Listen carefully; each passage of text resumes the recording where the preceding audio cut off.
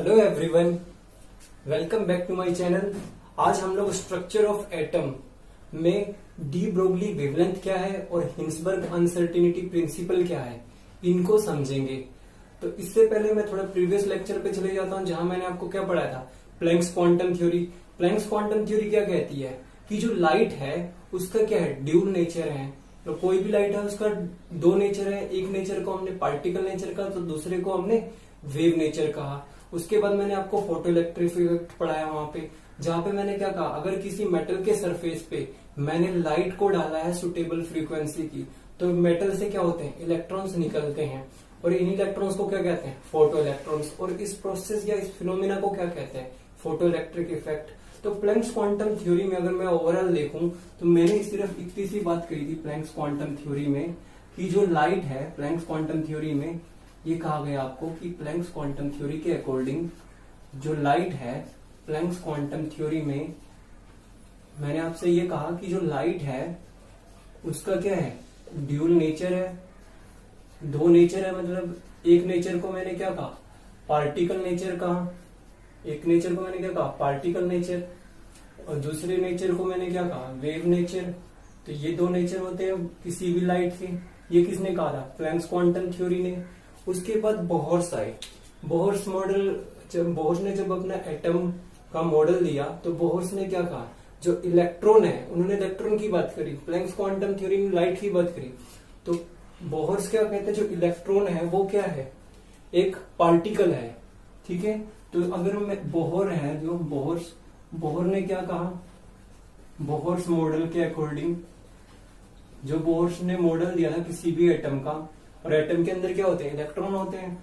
तो उनके अकॉर्डिंग जो इलेक्ट्रॉन है, इलेक्ट्रॉन क्या है, electron is a particle, electron is a particle. Electron क्या है, एक पार्टिकल है।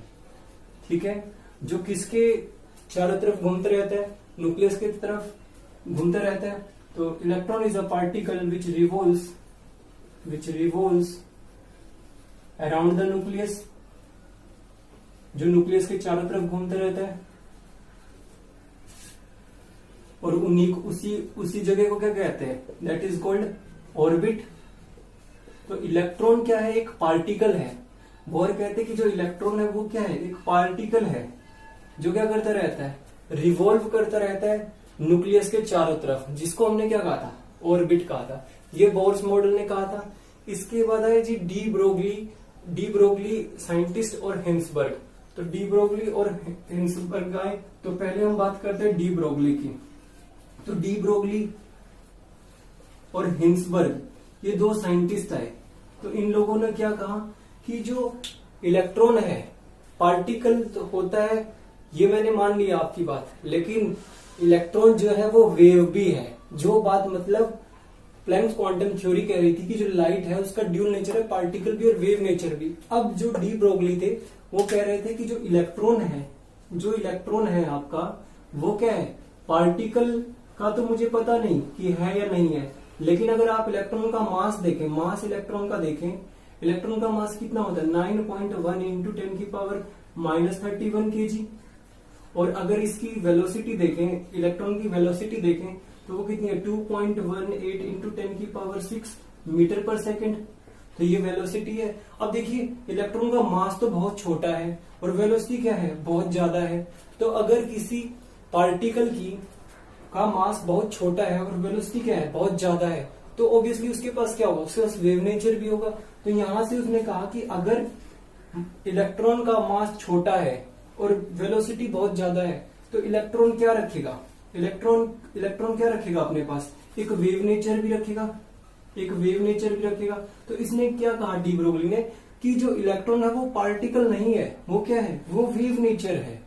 ये बात किसने कही, डी ब्रोगली प्लस हिंसबर्ग, दोनों ने मिलकर कही कि जो इलेक्ट्रॉन है वो पार्टिकल नहीं। पार्टिकल क्यों नहीं, क्योंकि जो मास है वो क्या है, बहुत छोटा है, और जो वेलोसिटी है वो क्या है, बहुत बड़ी है। अगर बहुत छोटा मास है और वेलोसिटी बहुत ज्यादा है तो क्या है, उसके पास क्या है, वेव नेचर है। तो इसी को क्या कहा गया, de Broglie hypothesis. Hypothesis principle से अलग होता है। हाइपोथेसिस का मतलब क्या है, सजेशन दिया। तो इन्होंने क्या कहा, डी ब्रोगली और हिंसबर्ग ने, कि जो इलेक्ट्रॉन है वो पार्टिकल नहीं, क्या है, वेव नेचर है। तो आप समझते कि अगर इलेक्ट्रॉन का पास वेव नेचर है, इलेक्ट्रॉन के पास अगर वेव नेचर है, तो अगर वेव नेचर है तो उसके पास क्या होगी, वेव करेक्टरिस्टिक्स होगी। तो इस इलेक्ट्रॉन की क्या हो सकती है, वेवलेंथ भी निकाल सकते हैं क्योंकि वेव नेचर है। तो इसका अगर मुझे डी ब्रोगली ने क्या कहा कि जो अगर डी ब्रोगली ने अपनी इक्वेशन दे दी कि किसी भी माइक्रोस्कोपिक पार्टिकल जैसे कि इलेक्ट्रॉन है उसकी जो वेवलेंथ होगी, तो डी ब्रोगली इक्वेशन क्या कहती है, डी ब्रोगली इक्वेशन क्या कहती है, अगर कोई पार्टिकल है और वो रेडिएशन एमिट करता है, ठीक है, अगर कोई इलेक्ट्रॉन है, इलेक्ट्रॉन की बात की है इसने जनरली, इलेक्ट्रॉन है, ठीक है, अगर इलेक्ट्रॉन वेव है, पहले तो ये कहा इलेक्ट्रॉन क्या है, वेव है, अगर वेव है तो ये माइक्रोस्कोपिक पार्टिकल होता है, आप सबको पता है इलेक्ट्रॉन क्या है, माइक्रोस्कोपिक पार्टिकल है। और अगर इसका वेव नेचर है, वेव नेचर है, इसने कहा पार्टिकल नहीं है, तो अगर तो इस इलेक्ट्रॉन की या कोई भी माइक्रोस्कोपिक पार्टिकल की आपको अगर वेवलेंथ निकालनी है, वेवलेंथ निकालनी है किसी भी माइक्रोस्कोपिक पार्टिकल की, तो वो किसके बराबर आएगी, वो आएगी प्लैंक्स कांस्टेंट अपॉन पी। ये इन्होंने बताया डी ब्रोगली इक्वेशन ने कि किसी भी माइक्रोस्कोपिक पार्टिकल की जो वेवलेंथ होगी वो क्या होगी, एच अपॉन पी।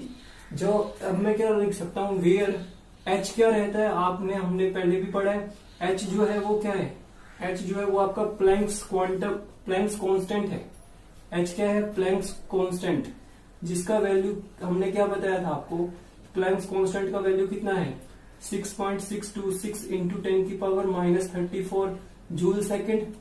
और P क्या है, P है आपका लीनियर मोमेंटम, P क्या है, लीनियर मोमेंटम, या मोमेंटम कह लीजिए, भी मोमेंटम है, मोमेंटम ऑफ इलेक्ट्रॉन कह लीजिए किसी पार्टिकल का, तो मोमेंटम ऑफ इलेक्ट्रॉन है, ठीक है। अब आपको पता है सबको कि सिंस हम मोमेंटम कैसे निकालते हैं, सिंस मोमेंटम कैसे निकालते हैं आप, मास इनटू वेलोसिटी।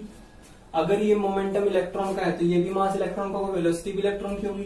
तो इसी को ही मैं इक्वेशन फर्स्ट में रख देता हूं, जो इक्वेशन फर्स्ट है, तो यहां से क्या बन जाएगा कि जो वेवलेंथ है माइक्रोस्कोपिक पार्टिकल की इलेक्ट्रॉन की वो क्या होगी, Planck's constant upon mass of electron into velocity of electron. तो इस तरीके से आप क्या कर सकते हैं, डी ब्रोगली वेवलेंथ से, डी ब्रोगली इक्वेशन से आप क्या कर सकते हैं, किसी भी माइक्रोस्कोपिक पार्टिकल की वेवलेंथ बता सकते हैं इन दोनों फॉर्मूले का यूज करके। तो ये बात कही डी ब्रोगली ने कि डी ब्रोगली क्या कहते हैं कि जो ये है आपका इलेक्ट्रॉन वो पार्टिकल नहीं, वो क्या है, वो वेव है। और अगर वो वेव है तो उसके पास क्या होगी, वेव करेक्टरिस्टिक्स होगी, तो उसके पास वेवलेंथ होगी। तो जो वेवलेंथ होगी माइक्रोस्कोपिक पार्टिकल की वो क्या होगी, एच अपॉन पी। पी क्या है जी, मोमेंटम। मोमेंटम कैसे निकालते हैं, मास इंटू वेलोसिटी। तो मास इंटू वेलोसिटी मैंने यहां पे रख दिया। अब आई जी हिंसबर्ग। हिंसबर्ग भी यही बात कहते हैं कि अगर किसी इलेक्ट्रॉन का मास इतना छोटा है और वेलोसिटी इतनी ज्यादा है, अगर मास बहुत छोटा और वेलोसिटी बहुत ज्यादा, तो उसका भी क्या होगा, वेव नेचर होगा। अगर वेव नेचर है तो वो एक जगह तो रहेगा ही नहीं, वो चलता रहेगा, वेव है, सर्कुलेट करती रहेगी।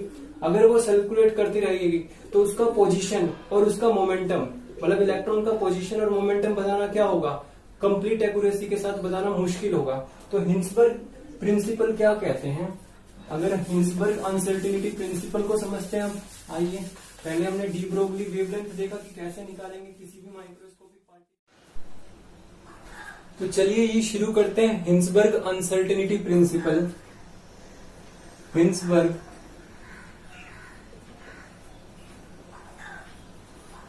अनसर्टेनिटी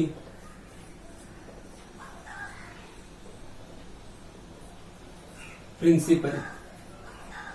तो देखिए मैंने क्या बताया था, डी ब्रोगली और हिंसबर्ग जो साइंटिस्ट थे, इन्होंने क्या कहा, जो इलेक्ट्रॉन है वो क्या है, वेव है। जबकि बोहर मॉडल जो एटम का था उसने क्या कहा, इलेक्ट्रॉन पार्टिकल है।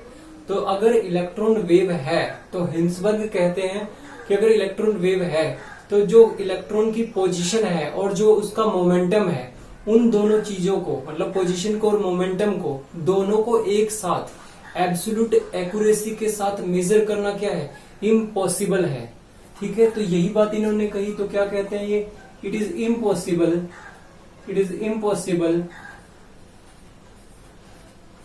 To measure simultaneously both the position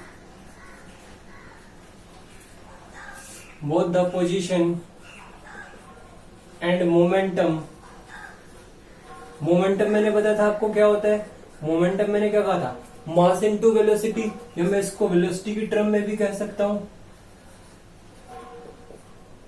It is impossible to measure simultaneously both the position and momentum, the velocity of a microscopic particle. Microscopic particle का मतलब क्या है, electron. Microscopic particle, it is impossible to measure simultaneously both the position and momentum of microscopic particle with absolute accuracy.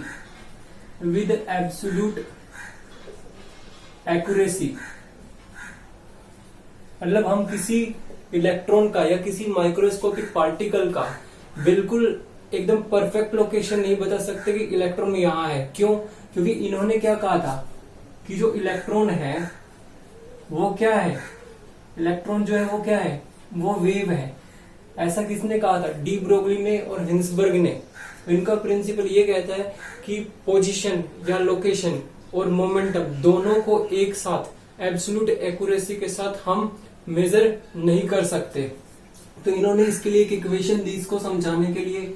उन्होंने क्या कहा Hinsberg ने कि जो चेंज होगा पोजीशन में, चेंज क्यों होगा पोजीशन में इलेक्ट्रॉन की, क्योंकि आपको पता है इलेक्ट्रॉन है, इलेक्ट्रॉन क्या है, वेव है। अगर वेव है तो वो क्या करती रहेगी, सर्कुलेट करती रहेगी, एक जगह नहीं रहेगी, सर्कुलेट करती रहेगी। तो जो पोजीशन में चेंज होगा वो क्या है, डेल्टा एक्स, तो चेंज इन पोजीशन। और अगर पोजीशन चेंज हो रही है तो मोमेंटम भी चेंज होगा, इनटू चेंज इन मोमेंटम। तो अगर मैं चेंज इन पोजीशन और चेंज इन मोमेंटम का मल्टीप्लीकेशन कर दूं तो ये क्या आएगा, ग्रेटर देन और इक्वल टू आएगा h/4π। ठीक है जी। अब देखिए हमको पता है मोमेंटम जो होता है वो क्या होता है, मास इनटू वेलोसिटी। और अगर मोमेंटम में चेंज हो रहा है तो मास तो चेंज होगा नहीं इलेक्ट्रॉन का, चेंज क्या होगा, सिर्फ वेलोसिटी ही होगी। तो इसी को मैं इक्वेशन 1 में डाल देता हूं कि किस तरीके से जो चेंज हुआ होगा इसमें। देखिए तो क्या बन जाएगा, change in position into mass of electron into change in velocity is greater than h/4π। ये कर सकते हैं। अब जो ये मास है इलेक्ट्रॉन का, ये यहाँ मल्टीप्लाई में तो यहाँ डिवाइड में आ जाएगा। तो change in position into change in velocity electron का इज ग्रेटर देन और इक्वल टू 4π अब इनटू मास ऑफ इलेक्ट्रॉन, क्योंकि इलेक्ट्रॉन की बात हो रही है, मास ऑफ इलेक्ट्रॉन ही तो है एक तरीके से। तो ये क्या बन गया आपका, ये हिंसबर्ग अनसर्टेनिटी प्रिंसिपल का एक इक्वेशन बन गया। ठीक है जी। जहां आपको क्या क्या पता होना चाहिए आपको, कि जो आपके पास डेल्टा एक्स है, डेल्टा एक्स क्या है जी, change in position of electron, कि कितना पोजीशन में चेंज हुआ इलेक्ट्रॉन के या माइक्रोस्कोपिक पार्टिकल के। डेल्टा पी क्या है जी, चेंज इन मोमेंटम, मोमेंटम में कितना चेंज हुआ है माइक्रोस्कोपिक पार्टिकल के। और डेल्टा वी क्या रहेगा आपका, चेंज इन वेलोसिटी, की वेलोसिटी में कितना चेंज हुआ है। तो आई थिंक आपको ये समझ आ गया कि हिंसबर्ग अनसर्टेनिटी प्रिंसिपल क्या है। हिंसबर्ग अनसर्टेनिटी प्रिंसिपल सिंपल यही कहता है कि पोजीशन और मोमेंटम किसी भी माइक्रोस्कोपिक पार्टिकल का, जैसे कि इलेक्ट्रॉन, उन दोनों को एब्सोल्यूट एक्यूरेसी के साथ एक समय पे मेजर नहीं किया जा सकता। तो ये कहा हिंसबर्ग अनसर्टेनिटी प्रिंसिपल पे। अगर ऐसा था कि वेव जो क्या था, इलेक्ट्रॉन जो क्या था, वेव था, तो बोहर ने तो क्या कहा था, पार्टिकल है इलेक्ट्रॉन। तो उसकी जो थ्योरी थी वो क्या होने लगी, फेल होने लगी, क्योंकि उन्होंने क्या कहा था कि जो इलेक्ट्रॉन है वो क्या है, पार्टिकल है, बोहर ने। और ये दोनों क्या कह रहे हैं, डी ब्रोगली और ये हिंसबर्ग, ये कह रहे हैं कि इलेक्ट्रॉन तो वेव है। तो जितनी भी थ्योरीज थी, बोहर की थी, थॉम्स की थी, रुदरफोर्ड की थी, जिन साइंटिस्ट की, वो सारी क्या होने लगी, वो सारी गलत प्रूव होने लगे। तो उनके जो मॉडल थे वो भी सारे गलत हो गए। तो ये सब गलत हो गए, तो इसलिए फिर कौन आ गए, तो इन सबको समझाने के लिए आपके पास जो आ गए वो कौन आ गया, एक मॉडल आया जिसका क्या नाम रखा गया, जिसका नाम रखा गया wave mechanical model of an atom. क्योंकि वेव है तो इसलिए क्या पढ़ेंगे, wave mechanical model of an atom. तो देखिए wave mechanical model of an atom क्या समझाता है आपको, देखिए इसको करते हैं अभी हम, किस तरीके से हम wave mechanical model of an atom को समझेंगे। आई थिंक आपको हिंसबर्ग अनसर्टेनिटी प्रिंसिपल काफी अच्छे से समझ आया होगा। अब हम समझते हैं कि वेव मैकेनिकल मॉडल को किस तरीके से समझेंगे। Wave mechanical model of an atom क्या कहता है, या उसको quantum mechanical model of an atom भी कहते हैं। तो वेव या मैं उसको क्या कह लूं, quantum mechanical model of an atom, model of an atom. तो देखिए ये क्या कहता है जी आपको, वेव या quantum mechanical model of an atom क्या कहेगा आपको ये समझाता है कि जो इलेक्ट्रॉन है, जो ये मॉडल है, ये मॉडल क्या बताता है आपको कि जो इलेक्ट्रॉन है आपके पास, जो इलेक्ट्रॉन है वो क्या है, वेव है। ठीक है, इलेक्ट्रॉन जो है, इलेक्ट्रॉन इज अ वेव। इसने क्या बताया इस मॉडल ने, इलेक्ट्रॉन इज अ वेव। और अगर ये वेव है इलेक्ट्रॉन, तो इसकी पोजीशन क्या है बता नहीं सकते। तो अगर वेव है तो हम क्या कर सकते हैं कि अगर इलेक्ट्रॉन वेव है तो हम इसकी क्या कर सकते हैं, पोजीशन को नहीं बदल सकते। We can not determine the position of electron. तो हम पोजीशन का नहीं पता कर सकते, पोजीशन या लोकेशन कह दीजिए आप, लोकेशन ऑफ इलेक्ट्रॉन।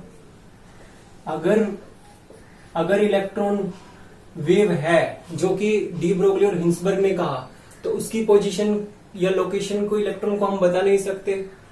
तो इसको कौन बताएगा, तो इसकी जो, क्योंकि ये वेव है तो इसको हम बता नहीं सकते, तो इसको नहीं बता सकते कि हम कैसे बताएंगे कि कैसे हम डिटरमाइन करें कि इलेक्ट्रॉन इस वाली पोजीशन पे है। तो कुछ रिसर्चेस होती रही, डिस्कवरी होती रही। तो फिर एक साइंटिस्ट आए शोर्डिंजर, काफी समय बाद जो है वो शोर्डिंजर एक साइंटिस्ट आए। तो इन्होंने क्या किया,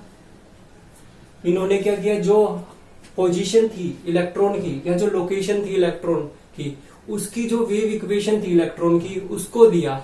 लेकिन उससे पहले कौन कौन सी जो इक्वेशन थी वो आ चुकी थी। इससे पहले जो साउंड की इक्वेशन ऑफ वेव थी, साउंड की जो इक्वेशन ऑफ वेव थी और लाइट की जो इक्वेशन ऑफ वेव थी, इनकी डिस्कवरी हो चुकी थी।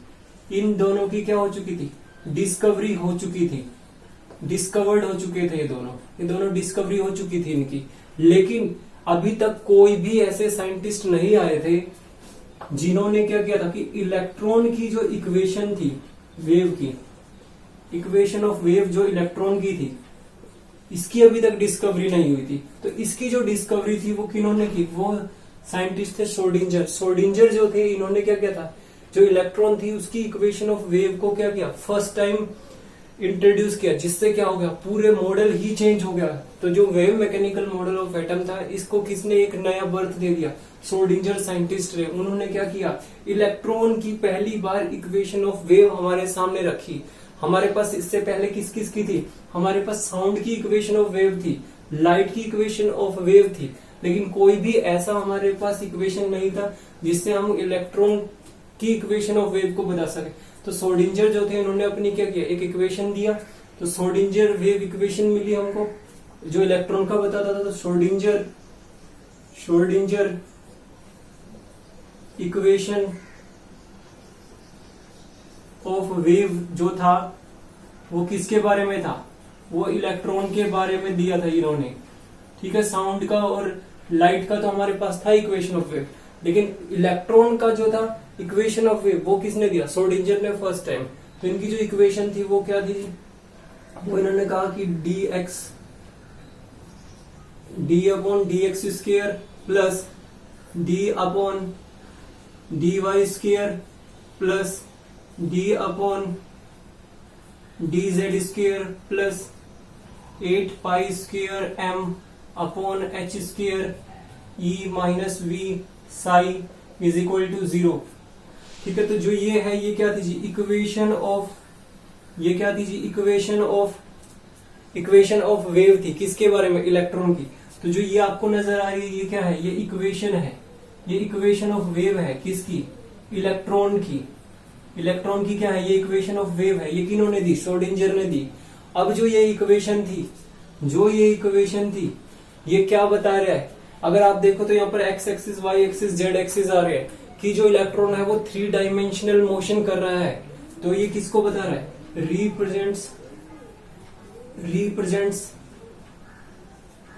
3 dimensional 3 dimensional motion of an electron. Electron की 3 डायमेंशनल मोशन को बता रही है ये इक्वेशन। ठीक है, अब इस इक्वेशन में देख लीजिए क्या क्या है।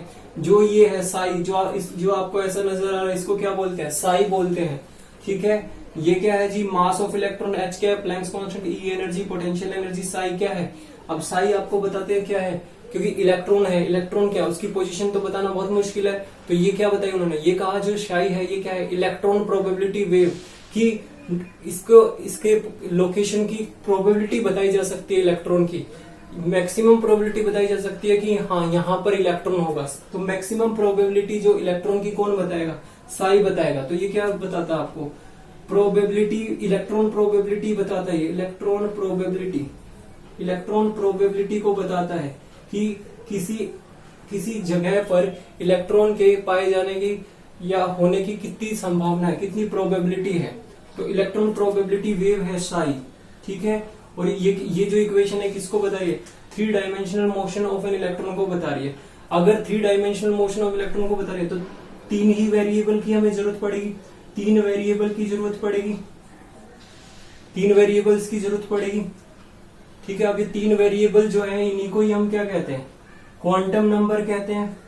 इन 3 वेरिएबल को ही हम क्या कहते हैं? क्वांटम नंबर कहते हैं। ठीक है, अब ये क्वांटम नंबर क्या होता है इसको हम नेक्स्ट वीडियो में देखेंगे। और ये क्वांटम नंबर किस लिए जरूरत पड़ी? लोकेशन